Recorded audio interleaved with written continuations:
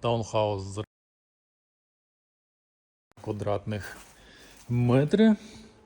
Так виглядає місце для відпочинку. Виходить вікна на південь, будована кухня, тут місце для холодильника, посудомийки, пральної машини і так далі. Тут тепла підлога йде на водяному контурі, автономне опалення, центральна каналізація, вода, електрика 13 кВт, 3 фази заведена, 2 ванні кімнати і 2 спальні.